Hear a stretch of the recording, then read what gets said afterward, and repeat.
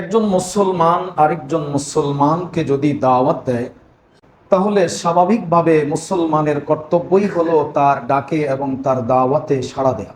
এক্ষেত্রে লোকটি কি ধনী নাকি গরিব, সামর্থ্যবান নাকি দুর্বল, এই বিষয়গুলো আদৌ লক্ষণীয় নয়। বরং অনেক ক্ষেত্রে দুর্বল অভাবী মানুষ তো এই জাতীয় ব্যক্তির দাওয়াতগুলো অনেক ক্ষেত্রে প্রত্যাখ্যান করে যে সে তো তেমন কোনো আপ্যায়ন করতে পারবে না। ইসলামের যে বিষয়টি মূল শিক্ষা, সে আপ্যায়ন কি করবে বা কি করতে পারবে না সেটি মূল বিবেচ্য বিষয় নয়। ইসলামের শিক্ষা হলো সে তোমাকে দাওয়াত দিয়েছে একজন মুসলিম ভাই হিসাবে, তার সন্তুষ্টির জন্য তার দাওয়াত গ্রহণ করে নেওয়া মুসলিম হিসাবে তোমার কর্তব্য সে কি খাবারের ব্যবস্থা করতে পারবে বা পারবে না সেটা লক্ষণীয় নয়। কাজে গরিব মানুষ লোকটা কি আপ্যায়ন করতে পারবে, আমার সাথে তো তার যায় না, কি বলেন, এই ধরনের চিন্তা নয়। বরং ইসলাম বলে সে তোমার মুসলমান ভাই, তার সন্তুষ্টিটাই তোমার লক্ষ্য থাকবে, সে যেন সন্তুষ্ট হতে পারে, খুশি হতে পারে, সেই জন্য তুমি তার ডাকে সাড়া দিবে। কি খাওয়ালো আর কি আপ্যায়ন করলো সেটা মূল বিষয় নয়। বরং এটা তো বলা যায় তারই হালাল এবং কষ্টে উপার্জিত অর্থ থেকে যখন মেহমানদারি করবে, হালাল এই খাদ্যটা তোমার জন্য নুরানি হবে, বরকতময় হবে, তোমার জন্য এটা কল্যাণের হতে পারে। রাসূল আকরাম সাল্লাল্লাহু আলাইহি ওয়াসাল্লাম এই মামুলি সাধারণ দাওয়াতের জন্য অনেক দূর পর্যন্ত পথ অতিক্রম করেছেন। আসলে মুখ্য খাবার ছিল না, উদ্দেশ্য যিনি দাওয়াত দিয়েছেন তার সন্তুষ্টি, তিনি যেন খুশি হন, তাকে সন্তুষ্ট করা, তাকে খুশি করা, এটাই ছিল মূল লক্ষ্য। তার আন্তরিকতা, এটাই হচ্ছে মূল লক্ষণীয়।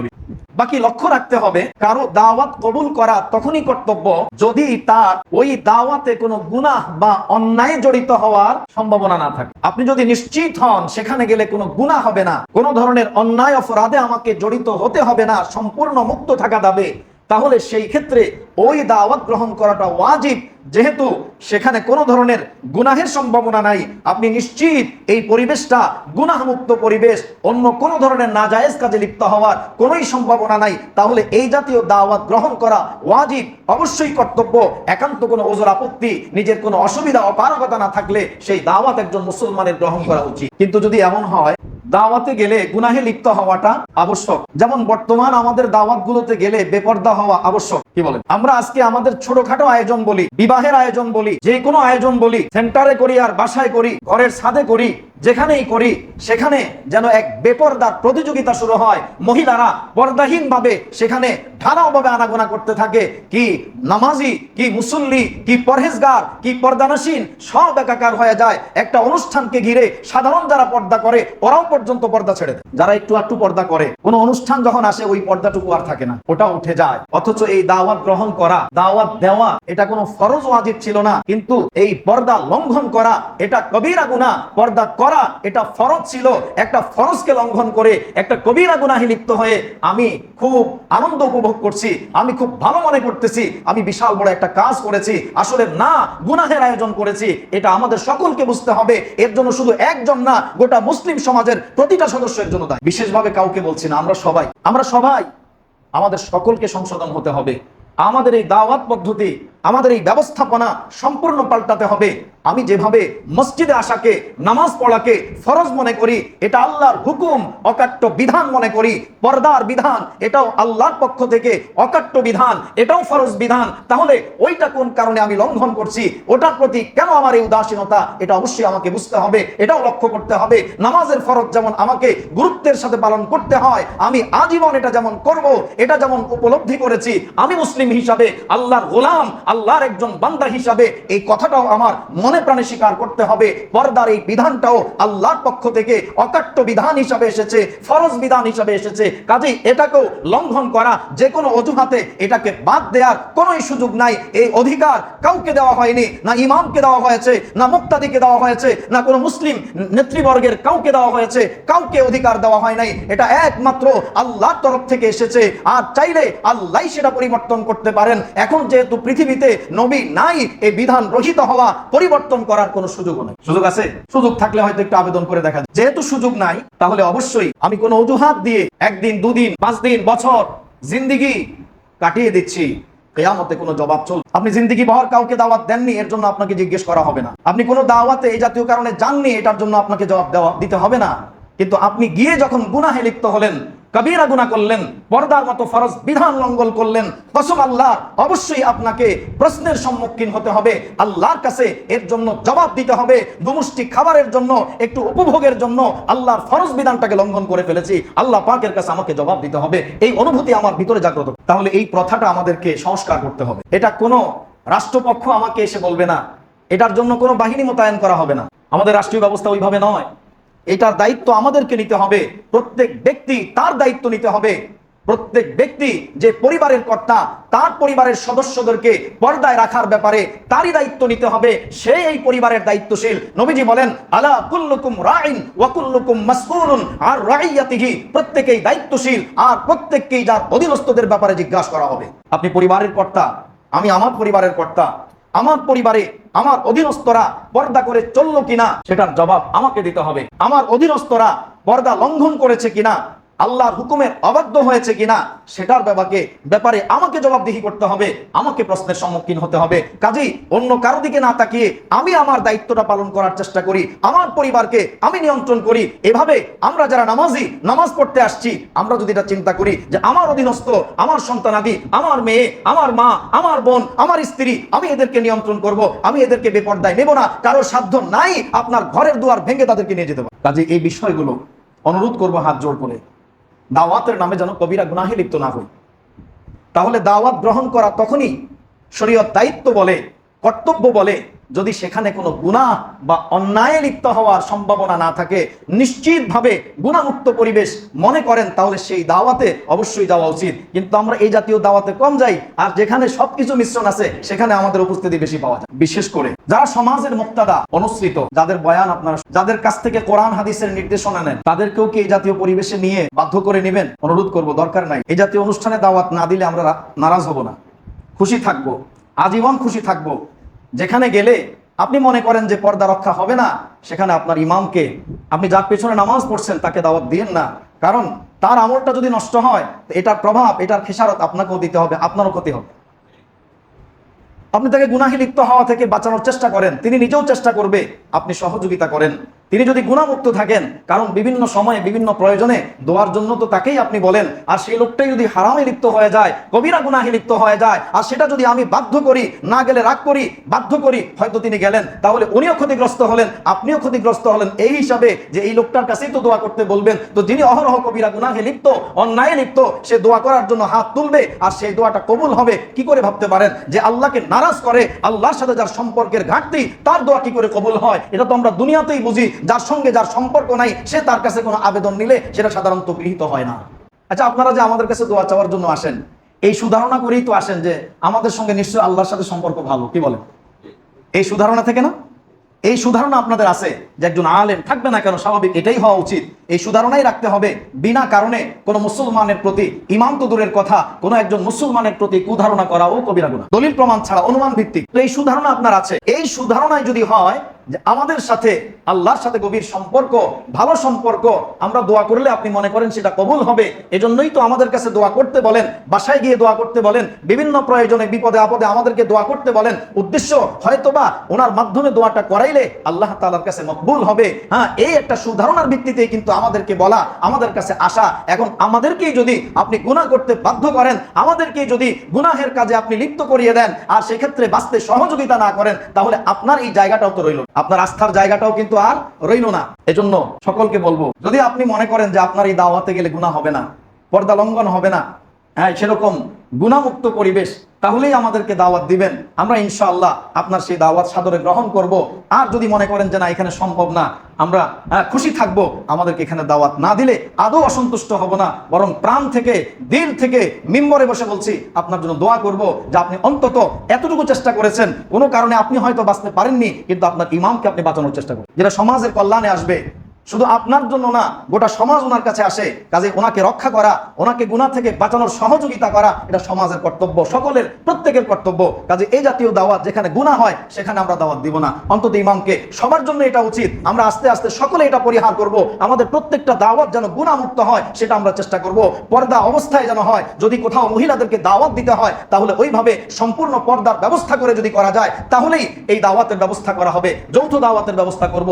আর নচেত আমি যদি আশঙ্কা আশঙ্কা করে যে না পর্দা রক্ষা করা সম্ভব নয়, তাহলে সেই ক্ষেত্রে শুধু পুরুষদের দাওয়াতের আয়োজন করা অথবা মহিলাদের জন্য আলাদা সময়ে দাওয়াতের আয়োজন করা, যাতে কোনো অবস্থাতে পর্দার মতো একটি ফরজ বিধান লঙ্ঘন করে কবিরা গুনাহে আমাদেরকে লিপ্ত হতে না। এই বিষয়টা আমরা খেয়াল রাখি। আরেকটি বিষয় লক্ষণীয়, হালাল উপার্জন। প্রতিটি মুসলমানের জন্য হালাল উপার্জন নফল, ফরজ। আল্লাহ রাব্বুল আলামিন আম্বিয়া আলাইহিমুস সালাতু ওয়াস সালামকে দুইটা আদেশ করেছেন, ইয়া আইয়ুহার রাসূল কুলু মিনাত তাইয়্যিবাতি ওয়া'মালু সালিহা। আল্লাহ পাক বলেন, হে আমার রাসূলগণ শুনে রাখো, কুলু মিনাত তাইয়্যিবাত, পবিত্র খাবার খাবেন, হালাল খাদ্য গ্রহণ করবেন, ওয়া'মালু সালিহা, আর নেক আমল করবেন। আল্লাহর পক্ষ থেকে সব পয়গম্বরের প্রতি দুইটা নির্দেশনা আল্লাহ পাক এই আয়াতে বললেন। এক নম্বরে আল্লাহ বললেন হালাল খাদ্য গ্রহণ করার জন্য, দুই নম্বরে আল্লাহ পাক বললেন ওয়া'মালু সালিহা, নেক আমল করার জন্য। এরপরে আল্লাহ পাক একটা হুঁশিয়ারি উচ্চারণ করেছেন, ইন্নী বিমা তা'মালুন আলিম। কারণ নবীগণ শুনে রাখুন, আমি আপনারা যা আমল করেন, ভালো করেন চাই মন্দ করেন, নেক আমল করেন আর বদ আমল করেন, জায়েজ করেন বা নাজায়েজ কোনো কাজ করেন, আল্লাহ বলেন ইন্নী বিমা তা'মালুন আলিম, আমি আপনাদের আমল সম্পর্কে অবগত, আমি জানি আপনি কখন কি আমল করেন, কে কোন আমল করে, আমার চক্ষু ফাঁকি দেওয়ার মতো সাধ্য কারো নাই। আল্লাহর চক্ষু কেউ ফাঁকি দিতে পারে না। আল্লাহ পাক হুঁশিয়ারি উচ্চারণ করে বললেন, আমি শুধু বলে দিয়েছি এতটুকু না, আমি এটার মনিটরিং করব, আমি এটা দেখবো কে হালাল খায় আর কে নেক আমল করে। এটাই বুঝাবার জন্য আল্লাহ পাক বললেন, আমি কিন্তু জানি, কাজেই শুধু বলে দিলাম, আপনি আমাকে গোজামিল দিয়ে বুঝায় দিবেন, যেন তেন করে আমাকে বুঝায় দিবেন এমন কিন্তু সুযোগ নাই। আল্লাহর তরফ থেকে প্রতি মুহূর্তে আমাকে আপনাকে আপনার সকলের সব কাজগুলো পর্যবেক্ষণ করা হয়। কাজেই ফাঁকি দেওয়ার তো কোনো সুযোগ নাই ভাই। আমি দিনের আলোতে কোনো কিছু করলে, আমি রাতের অন্ধকারে কোনো কিছু করলে, আমি লোক সম্মুখে কোনো কিছু করলে, মানুষের আড়ালে গিয়ে কোনো কিছু করলে, যখন যা করি সদরে করি গোপনে করি, দিনের আলোয় রাতের অন্ধকারে যখন যা কিছু করি, আল্লাহ পাক সব কিছু জানেন। ইয়ালামুস সিররা ওয়া আখফা, গোপন যেটা সেটাও তিনি জানেন, অতি গোপন যেটা সেটাও তিনি জানেন। কাজেই কোনো অবস্থাতেই আল্লাহকে ফাঁকি দেওয়া যাবে না। আল্লাহ পাক নবী রাসূলদেরকে হুঁশিয়ার করে বললেন, এমনকি ঈমানদারদেরকে লক্ষ্য করে বললেন, ইয়া আইয়ুহাল্লাযীনা আমানু কুলু মিন তাইয়্যিবাতি মা রাযাকনাকুম। আল্লাহ পাক শুধু যে নবীদেরকে বলেছেন তা নয়, আল্লাহ পাক ঈমানদারদেরকেও আলাদা করে আদেশ দিয়েছেন। আল্লাহ বলেন, ও ঈমানদারেরা, কুলু মিন তাইয়্যিবাতি মা রাযাকনাকুম, আমি আল্লাহ তোমাদেরকে যা রিজিক দিয়েছি এর মধ্য থেকে বাছাই করে যেটা হালাল সেটাই তোমরা খাও। হালাল খাও। হালাল রিজিক খাওয়ার আদেশ প্রতিটি ব্যক্তির প্রতি আলাদাভাবে রয়েছে। নবী রাসূলদেরকে স্পষ্টভাবে দিয়েছেন, কারণ তাদের বিষয়টা আরো বেশি গুরুত্বপূর্ণ। তারা মুক্তাদা, অনুসৃত, তাদেরকে মানুষ অনুসরণ করবে, একসাথে বললেও বলা যেত, কিন্তু আল্লাহ পাক তাদের বিষয়টাকে আলাদা করে আলাদা গুরুত্ব বুঝাইলেন, কারণ তাদের বিষয়টা আরেকটু বেশি গুরুত্বপূর্ণ। কারণ তারা তো মানুষের মুক্তাদা, অনুসৃত ব্যক্তি, তাদেরকে মানুষ অনুসরণ করে, তাদের কাছে মানুষ যায়, তাদের আরো বেশি সতর্ক হতে হবে, তাদেরকে আরো বেশি সাবধান হতে হবে। এই জন্য ওনাদের ব্যাপারে আলাদা আয়াত নাজিল করে তাদেরকে আদেশ করেছেন, আর ইমানদারদেরকেও আলাদা করে আদেশ করেছেন। বোঝা গেল কেউ এই আদেশের আওতার বাইরে নয়, সকলের প্রতি সমানভাবে আদেশটি প্রযোজ্য। হালাল খেতে হবে, তাহলে আমি নিজেও হালাল খেতে হবে, অন্যকেও হালালই খাওয়াতে হবে। যদি জানা যায় কারো উপার্জন সম্পূর্ণ হারাম, তাহলে তার দাওয়াত, তার হাদিয়া গ্রহণ করাও হারাম। যদি হালাল হারাম মিশ্রিত থাকে, সেই ক্ষেত্রে যদি জানা যায় হারাম থেকে দিয়েছে তাহলেও হারাম, আর যদি হালাল থেকে করেছে বোঝা যায় তাহলে হালাল, আর বোঝা যাচ্ছে না তবে অধিকাংশ হালাল উপার্জন, তাহলে গ্রহণ করা জায়েজ, তবে এড়িয়ে চলা ভালো। কারণ যেহেতু মিশ্রিত, সন্দেহ আছে, হারাম থেকেও তো হতে পারে। হালাল হারাম মিশ্রিত, যদিও বেশিরভাগ তার হালাল, গ্রহণ করা যদিও বৈধ হয়ে যাবে, যেহেতু আমি জানছি না কোন অংশ থেকে দিয়েছে, এই ক্ষেত্রে জায়েজ হলেও আমার জন্য এড়িয়ে চলা উত্তম। কারণ এখানে সন্দেহ তো রয়েই গেছে, হারাম থেকেও তো হতে পারে। কেন এই গুরুত্ব? সাইয়েদনা আবু বকর সিদ্দিক রাদিয়াল্লাহু তাআলা আনহু বলেন, قال رسول الله صلى الله عليه وسلم لا يدخل الجنة جسد غذي بالحرام। বাইহাকী শুআবুল ঈমানের মধ্যে 5759 নম্বর বর্ণনা, সাইয়েদনা আবু বকর সিদ্দিক রাদিয়াল্লাহু তাআলা আনহু থেকে বর্ণনা, আল্লাহর নবী ইরশাদ করেছেন, ওই দেহটা জান্নাতে যাবে না যেই দেহটাকে হারাম খাদ্য দিয়ে তৈরি করা হয়েছে। যেই দেহটা হারাম খাদ্য দিয়ে তৈরি, ওই দেহটা জান্নাতে প্রবেশ করবে না। ওটা জান্নাতে যাবে না। কোন কোন বর্ণনা আছে যে শরীরের গোশত রক্তগুলো হারাম থেকে তৈরি, ওই শরীরটা জাহান্নামের উপযুক্ত। একই ভাবার্থ, দুটোটার সার কথা একই। এখানে বলছে জান্নাতে যাবে না, ওখানে বলেছে জাহান্নামের উপযুক্ত। তার মানে যাবে কোথায়? রাস্তা তো দুইটাই, হয় জান্নাত না হয় জাহান্নাম। জান্নাতে না গেলে সেটা জাহান্নামেই যেতে হবে, আর তৃতীয় কোনো রাস্তা তো নাই। এই দুইয়ের বাইরে কোনো আর পন্থাও নাই। তাহলে এই দাওয়াত আমাকে গ্রহণ করা যাবে না, সন্দেহ থাকলে এড়িয়ে চলা। কোন অমুসলিম ব্যক্তির দাওয়াত হয় কিনা অনেকে প্রশ্ন করে, যেহেতু দাওয়াত প্রসঙ্গ। অমুসলিম ব্যক্তির জবাই করা প্রাণী সম্পূর্ণ হারাম। কুলু মিম্মা যুকিরা ইসমুল্লাহি আলাইহি, আল্লাহ বলেন যে প্রাণীর উপর আল্লাহর নাম নিয়ে জবাই করা হয়েছে সেটাই খাও, সেটাই হলো হালাল। আল্লাহর নাম নিয়ে যেটা জবাই করা হয়েছে সেটা হালাল। আর যেটা ওয়ামা উহিল্লা লিগাইরিল্লাহি, যেই প্রাণীটা গায়রুল্লাহর নামে উৎসর্গ করা হয়েছে, সেটা দেবদেবীর নামে হোক বা কোনো ব্যক্তির নামে হোক। কেউ যদি মনে করেন কোনো পীর সাহেবের নাম বলে জবাই করে দেয়, হ্যাঁ, তো সেটাও হারাম।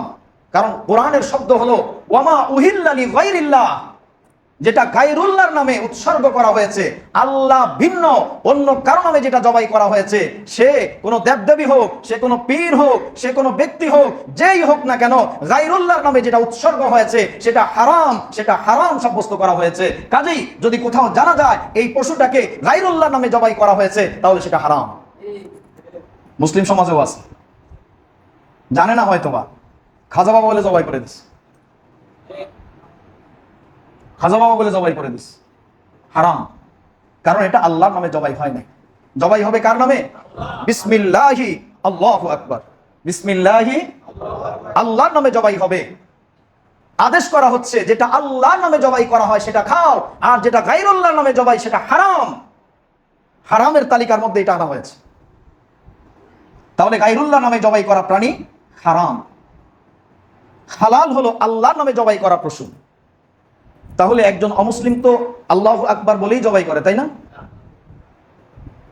যেহেতু সে এটাতে বিশ্বাসী না, তার চেতনা এই চেতনা নয়, সে এই আদর্শ লালন করে না, কাজেই সে, আরে আমরা মুসলমানরাই যেখানে উল্টা পাল্টা, আমরাই আল্লাহর নাম বাদ দিয়ে খাজা বাবার নামে জবাই করে দিচ্ছি, আর সেখানে একজন অমুসলিম সে আল্লাহর নামে জবাই করবে, এটা চিন্তাই তো করা যায় না, কল্পনাই তো করা যায় না, তো সম্ভবই না। কারণ সে তো এই আদর্শ বিশ্বাসই করে না, তাহলে সে আল্লাহর নামে জবাই করতে যাবে কেন?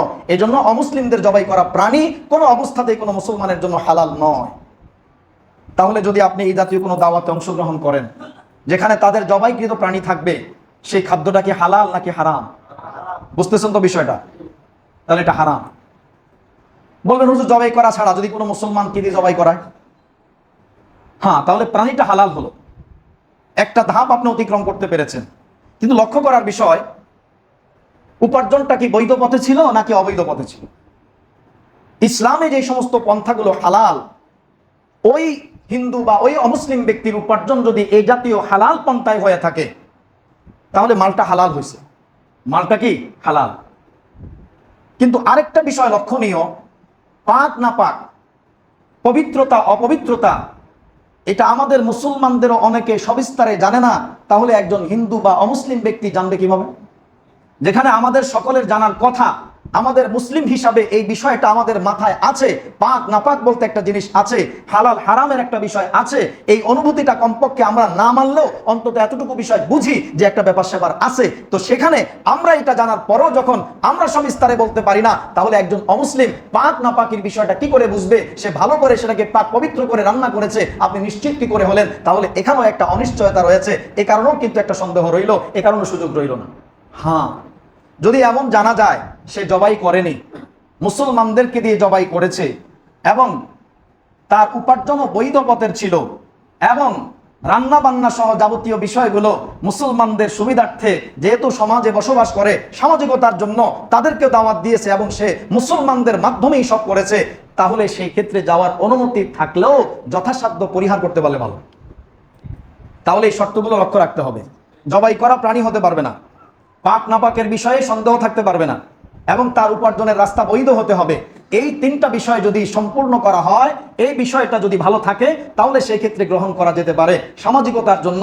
কারণ ইসলামও তারা এক সমাজে বসবাস করে, তাদের প্রতি উদারতা এবং ভালো আখলাক প্রদর্শন করতে বলে। এই জাতীয় ক্ষেত্রে গ্রহণ করা যেতে পারে। তবে যদি এড়িয়ে যাওয়া যায় ভালো, কারণ এই জাতীয় খাদ্যের মধ্যে নিশ্চয়ই কোনো নূর থাকবে না। কারণ লোকটা যেহেতু ঈমান আদর্শে বিশ্বাস করে না, কাজে এড়িয়ে থাকতে পারলে ভালো। হ্যাঁ, সামাজিকতার ক্ষেত্রে যদি কোনো ক্ষেত্রে মজবুর হয় আর এই তিনটা বিষয় যদি ঠিক থাকে, তাহলে আপনি সেই ক্ষেত্রে গ্রহণ করতেও পারেন। আর যে বিষয়টা মুসলমানদের খাদ্যের ক্ষেত্রেও লক্ষ্য রাখতে হবে, হালাল হতে হবে, হারাম না হওয়া চাই। হারাম খাদ্য এক তো জাহান্নামে যাবে, আর দুনিয়ায় থাকতে তার দোয়া কবুল হবে না। দুনিয়ায় থাকতে কি হবে না? দোয়া কবুল হবে না। একটা বর্ণনা শোনাই, তিরমিজি এবং মুসলিম শরীফের। সাইয়্যিদুনা আবু হুরায়রা রাদিয়াল্লাহু তাআলা আনহু থেকে, قال رسول الله صلى الله عليه وسلم يا أيها الناس إن الله طيب لا يقبل إلا طيبا। সাইয়্যিদুনা আবু হুরায়রা রাদিয়াল্লাহু তাআলা আনহু বলেন, নবীজি ইরশাদ করেছেন, ইয়া আইয়ুহান নাস, হে মানুষেরা শোনো, ইন্নাল্লাহা তাইয়্যিবুন, আল্লাহ পাক নিজেও পবিত্র, লা ইয়াকবালু ইল্লা তাইয়্যিবান, আল্লাহ যেটা গ্রহণ করেন সেটাও পবিত্রটাই গ্রহণ করেন। পবিত্র জিনিস ব্যতীত অপবিত্র কোনো জিনিস আল্লাহ গ্রহণ করেন না। আল্লাহ নিজেও পবিত্র, আর তিনি কারো কাছ থেকে নিলে পবিত্রটাই নেন। অপবিত্র হারাম কোনো জিনিস আল্লাহ গ্রহণ করেন না। তিনি নিজেও পবিত্র, স্বচ্ছ, পরিচ্ছন্ন, তিনিও পরিচ্ছন্নটাই গ্রহণ করেন। ওয়া ইন্নাল্লাহা আমারাল মুমিনিন বিমা আমারা বিহিল মুরসালিন। নবীজি আরো বলেন, আল্লাহ পাক মুসলমানদেরকেও সেই আদেশটাই করেছেন যে আদেশটা আল্লাহ পাক নবী রাসূলদেরকে করেছেন। আল্লাহ পাক নবী রাসূলদেরকে যে আদেশটা করেছেন, একই আদেশ আল্লাহ পাক মুসলমান নারী পুরুষদেরকেও করেছেন। কি আদেশ? এই কথা ভূমিকা দিয়ে নবীজি ওই আয়াত দুটো তেলাওয়াত করলেন, যে আয়াত একটু আগে বলেছি, নবী রাসূলদের প্রতি আল্লাহর নির্দেশনা আর ঈমানদারদের প্রতি আল্লাহর নির্দেশনা, যে আল্লাহ পাক একই আদেশ ঈমানদারদেরকেও দিয়েছেন, মুসলমানদেরকেও দিয়েছেন, যে আদেশটা নবী রাসূলদেরকে দিয়েছেন। আয়াত তেলাওয়াত করলেন, ফাকালা ইয়া আইয়ুহার রাসূল কুলু মিনাত তাইয়্যিবাতি ওয়া'মালু সালিহা ইন্নী বিমা তা'মালুনা আলীম। নবীজি আয়াত তেলাওয়াত করে শুনাইলেন, দেখো আল্লাহ পাক নবী রাসূলদেরকে নির্দেশনা দিয়েছেন হালাল খাইতে এবং নেক আমল করতে, আর হুঁশিয়ারি উচ্চারণ করে বলেছেন, যা আমল করো আমি আল্লাহ সব কিন্তু জানি, কাজেই আমাকে ফাঁকি দেওয়ার মতো কোনো সুযোগ না। এরপরে আল্লাহ পাক ঈমানদারদেরকে একই আদেশ করেছেন, ওয়াকালা ইয়া আইয়ুহাল্লাযীনা আমানু কুলু মিন তাইয়্যিবাতি মা রাযাকনাকুম। আল্লাহ বলেন, ও ঈমানদারেরা, খাও যেটা তোমরা পবিত্র সেটাই খাও। আমি আল্লাহ তোমাদেরকে যত রিজিক দিয়েছি এর মধ্যে পবিত্রটা খাও, পবিত্রটা খাও, এই পবিত্র রিজিকটা তোমরা খাও। তাহলে ঈমানদারদের জন্য একই আদেশ যা নবী রাসূলদেরকে করা হয়েছে। এরপরে নবীজি সাল্লাল্লাহু আলাইহি ওয়াসাল্লাম এই ভূমিকাটা দিয়ে এবার মূল কথার দিকে গেলেন। ক্বালা ওয়া যাকারা রাজুলা, নবীজি এরপরে একজন ব্যক্তির কথা আলোচনা করলেন, যেই লোকটা ইউতিলুস সাফারা আশআসা আকবার, সে দীর্ঘ পথ পাড়ি দিয়ে নবীজির কাছে এসেছে। দীর্ঘ পথ অতিক্রম করার কারণে তার শরীরটা উস্কো খুস্কো হয়ে গেছে, শরীরটা এলোমেলো, চুলগুলো এলোমেলো, আর গায়ের মধ্যেও ধুলাবালি মিশ্রিত হয়েছে। দীর্ঘ পথ পাড়ি দিয়ে এসেছে। এই লোকটা এখানে এসে আল্লাহর কাছে দোয়া করতেছে, ইয়ামুদ্দুয়া দেখো, সে তার হাতকে লম্বা করেছে ইলা সামা, আকাশের দিকে, আসমানের দিকে হাত তুলে দোয়া করতেছে, ইয়া রব্বি, হে আমার রব, হে আমার রব। সে দোয়া করতেছে, তার চাহিদার কথাগুলো আল্লাহর কাছে পেশ করতেছে। নবী বলেন, কিন্তু লাভ হবে কি? ওয়া মাতআমুহু হারামুন, তার অথচ তার খাদ্যটা হলো হারাম। লোকটা অনেক কষ্ট করে মনে করেন বাইতুল্লাহতেই গেল, মক্কা শরীফ গেল, সেই পবিত্রতম জায়গাতে লক্ষ লক্ষ টাকা খরচ করে গিয়ে সেই পবিত্র জায়গায় গিয়ে হাত তুলেছে আল্লাহর কাছে, আল্লাহ আমার এই দোয়াটা কবুল করেন, আমার এই প্রয়োজনটা পূরণ করেন। দোয়া করতেছে, আকাশের দিকে হাত তুলে তুলে দোয়া করে, ইয়া রব্বি, হে আমার রব, হে আমার রব, আমার এই প্রয়োজনটা পূরণ করেন, আমার এই অসুবিধাটা দূর করেন, আমার এই চাহিদাটা পূরণ করেন। দোয়া করতেছে। নবী বলেন, লাভ হবে কি? ওয়া মাতআমুহু হারামুন ওয়া মাশরাবুহু হারামুন ওয়া গুদিয়া বিল হারাম। নবীজি বলেন, লাভ কি হবে? তার খাদ্য যেখানে হারাম, তার পানীয়টাও হারাম, তার দেহের মধ্যে যত খাদ্য সে গ্রহণ করেছে সব হারাম। ফাআন্না ইউস্তাজাবু লিযালিক। নবী বলেন, যতই সে অনেক কষ্ট করে লক্ষ টাকা ব্যয় করে বাইতুল্লাহতে এসেছে, অনেক কষ্ট ক্লেশ করেছে, মনে অনেক আশা ভরসা নিয়েও সে এসেছে, কিন্তু যেহেতু তার খাদ্যটা হারাম, নবী বলেন, আন্না ইউস্তাজাবু লিযালিক, কি করে তার দোয়াটা কবুল করা হবে? তার দোয়াটা কবুল করা হবে না। প্রশ্ন করা হচ্ছে, তার দোয়া কেমনে কবুল হবে? তার মানে কি বুঝাইলেন? দোয়া কবুল হবে? দোয়া কবুল হবে না। তাহলে আমার দোয়াটাও কবুল হচ্ছে না। কত বড় দুর্ভাগা আমি, আমার ভাগ্যটা পরিবর্তনের জন্য আল্লাহর কাছে দোয়া করব, সেটাও অগ্রাহ্য হয়ে যাবে। এটা বড় একটা ভয়াবহ বিষয়। কাজেই আমি কম খাই, হালালটা খাওয়ার চেষ্টা করবো ইনশাআল্লাহ। কম খাই, হালাল খাবো, হারাম খেতে চেষ্টা করব না। পারতপক্ষে হারামের মধ্যে জড়িত হব না। এক জামান আসবে, নবীজি বলেন, মানুষ পরোয়াই করবে না হালাল নাকি হারাম, পাইলেই শুধু নিবে, পাইলেই নিবে। আমার মনে হচ্ছে এই যুগটাই সেই যুগটা এসে পড়ছে কিনা আল্লাহ মালুম। আমরা মনে হয় এই যুগেই চলে আসছি যে এখন আমাদের কাছে হালাল হারামের কোনো বিবেচনা নাই। বাস পাওয়া গেছে তো নিয়ে নিলাম, টাকা দরকার, অর্থ দরকার, সম্পদ দরকার, নিয়ে নিলাম, বাস এরপরে যা হবে হবে। না ভাই, আমাকে হিসাব দিতে হবে, আমাকে হিসাব দিতে হবে। হালাল উপার্জন কম হলেও, কষ্টের হলেও, এই হালাল উপার্জন কম হোক, এটা নূরওয়ালা, বরকতওয়ালা, এটা আমার মুক্তির উপায় হবে।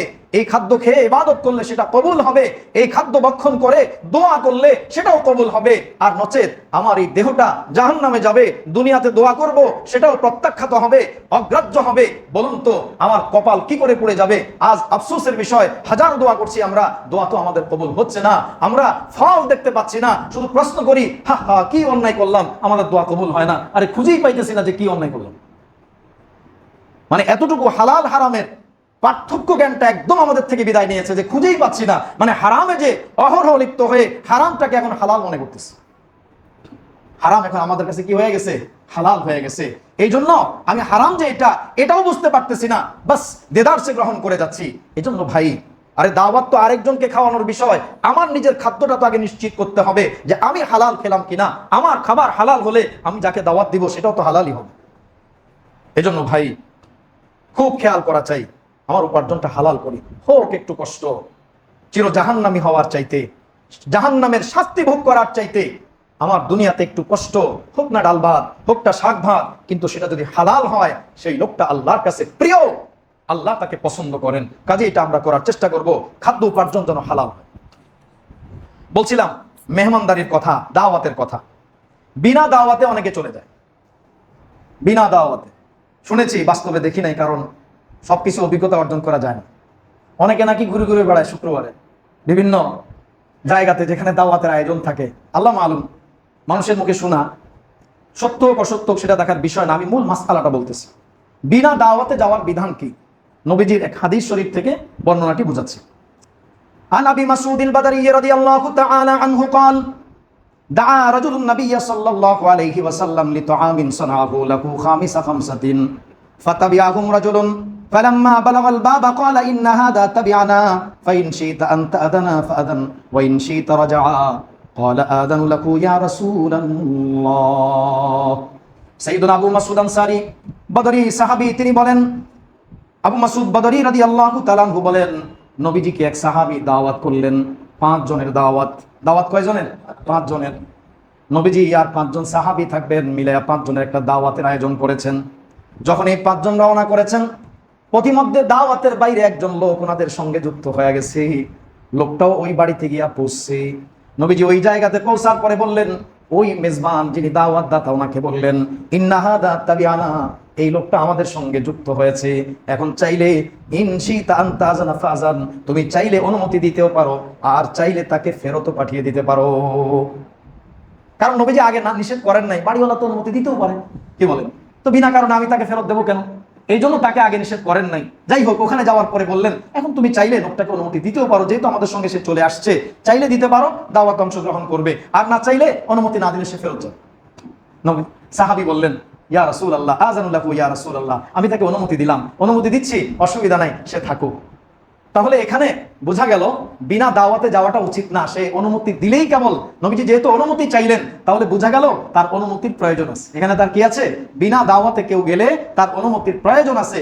হ্যাঁ, কোনো কোনো ক্ষেত্রে কারোর সঙ্গে কারো এমন গভীর সম্পর্ক আছে, সেখানে দাওয়াতের প্রশ্ন থাকে না, বরং সে ওই লোকটা গেলে খুশি হয়, সেটা ভিন্ন কথা। যে লোকটা গেলে সে খুশি হয়, এমন লোক, তার সঙ্গে এমন গভীর সম্পর্ক, সেটা হলো আলাদা। কিন্তু স্বাভাবিকভাবে আমার সঙ্গে তার কোনো পরিচয় নাই, আর তার মেহমানদারিতে গিয়ে হাজির হয়ে গেলাম, এটা আদৌ উচিত নয়। তাহলে এই বিষয়টা লক্ষ্য রাখতে হবে। আবু দাউদ শরীফের এক বর্ণনা এসেছে, হযরত আব্দুল্লাহ ইবনে ওমর রাদিয়াল্লাহু তাআলা আনহু থেকে বর্ণনা, ক্বালা রাসূলুল্লাহ সাল্লাল্লাহু আলাইহি ওয়াসাল্লাম, মান দাখালা মিন গায়রি দাওয়াতিন দাখালা সারিকান ওয়া খারাজা মুগীরান। নবীজি বলেন যে দাওয়াতবিহীন কারো বাড়িতে গেল, চোর হয়ে ঢুকলো আর ছিনতাই করে বের হলো। বিনা দাওয়াতে গেছে, তাকে দাওয়াত দেওয়া হয় নাই এবং তার সাথে এমন গভীর কোনো সম্পর্ক পূর্ব থেকে নেই। ওইরকম সম্পর্ক তার সাথে নাই যে গেলে সে খুশি হয়, একদম স্বাভাবিক স্বাভাবিক ব্যক্তি, তার সাথে এরকম সখ্যতা নাই। নবীজি বলেন যে এইভাবে অনুমতি ছাড়া দাওয়াতবিহীন পূর্ব এরকম গভীর সম্পর্ক তার নাই এমন ব্যক্তি সেখানে গেল তো সে চোর হয়ে ঢুকলো, আর খেয়ে যখন আসলো দিনের আলোকে এইভাবে যারা কারো মাল হরণ করে তাদেরকে আমরা ডাকাতি তো বলি, ছিনতাইকারী তো বলি, কি বলেন, সে চোর হয়ে ঢুকলো আর যেন ছিনতাই করে রাহাজানি করে ডাকাতি করে বের হলো। বিষয়টা এমনই হয়ে যায়, জিনিসটা কত জঘন্য ভাবে নবীজি উপস্থাপন করেছেন। কাজে এটাও আমাদেরকে পরিহার করতে হবে, এমনটা যেন আমরা না করি। পাশাপাশি মেহমান এবং মেজবানের কিছু আদব আছে, ভাবছিলাম আজকে বলবো, সময় শেষ হয়ে গেছে। যাই হোক, ইনশাআল্লাহ আল্লাহ পাক চাইলে আগামী সপ্তাহে মেহমানের কি কি কর্তব্য এবং মেজবানের কি কি কর্তব্য